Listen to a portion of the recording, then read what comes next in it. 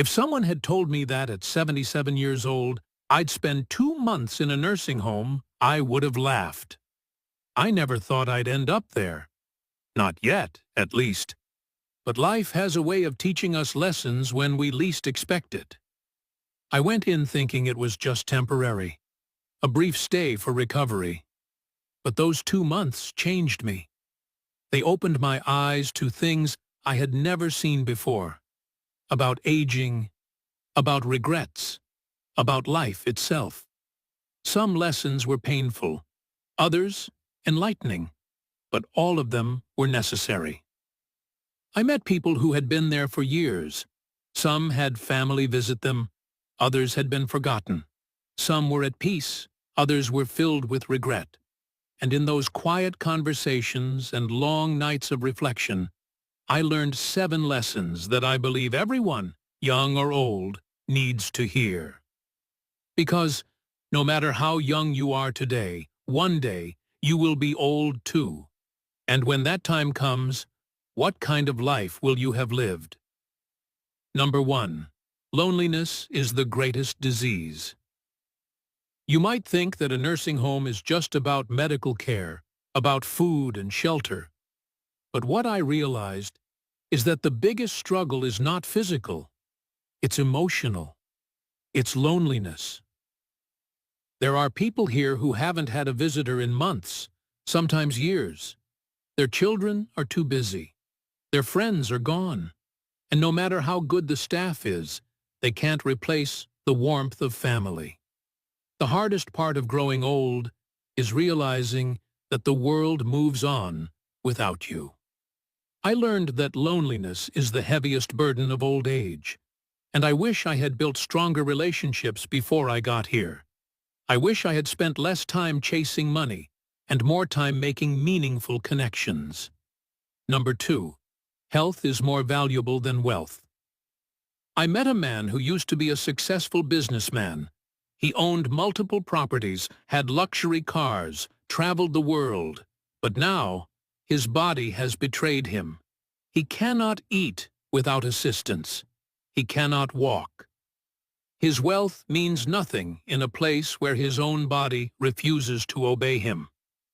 No matter how rich you are, you cannot buy back your health. If I could go back, I would take better care of my body. I would exercise more, eat better, and stress less. Because in the end, what good is money if you don't have the strength to enjoy it? Number 3. Material things lose their meaning. I once had a house filled with things, furniture, clothes, decorations collected over the years. Now I live in a single room with a few belongings. And you know what? I don't miss any of it. The things we spend our lives accumulating will eventually become meaningless. The only things that matter in the end are the memories we made and the people we shared them with. If I could go back, I'd spend more time creating moments, not collecting objects. Number 4. Independence is precious. Imagine living your whole life being independent, making your own choices, and suddenly you have to ask for help to do the simplest things, getting dressed, using the bathroom, eating a meal. That is the reality of many here. If you can still move, still think clearly, still do things on your own, cherish it. Don't take it for granted, because the day you lose your independence, you will realize it was one of the greatest gifts life ever gave you. Number 5. True happiness comes from simple things. There was a woman here, 85 years old, who always had a smile on her face. I asked her one day, "What's your secret to happiness?" She said, "I don't think about what I lost. I enjoy what I still have." She taught me that happiness isn't in the big things. It's in the simple moments. A good conversation, a warm cup of tea, the feeling of sunlight on your face. When you stop chasing happiness, you realize it was always in the little things. Number 6. Forgiveness brings peace. As I spent my days in the nursing home, I saw many people carrying the weight of old grudges, resentments towards their children, past friends, even their late spouses. And I noticed something. The people who held on to bitterness were the ones who suffered the most. It wasn't their enemies who were trapped in pain. It was them. One woman confided in me, her voice trembling with regret. "I wish I had forgiven my sister when she was still alive. Now, it's too late." Those words stayed with me, echoing in my mind. In that moment, I understood. A heavy heart only burdens the one who carries it. I made a choice. I forgave, not because they deserved it, but because I deserved peace. I let go of past pain, of words that could never be taken back, of regrets that could never be undone. And suddenly, I felt free, lighter, as if I had been carrying stones in my heart for decades, and at last, I had put them down. If there is someone in your life you need to forgive, do it now, not for them, but for you. Because at the end of life, peace is worth more than pride.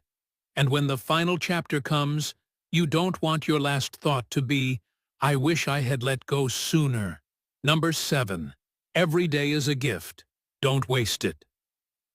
One morning in the nursing home, I woke up to hear that a resident had passed away in his sleep.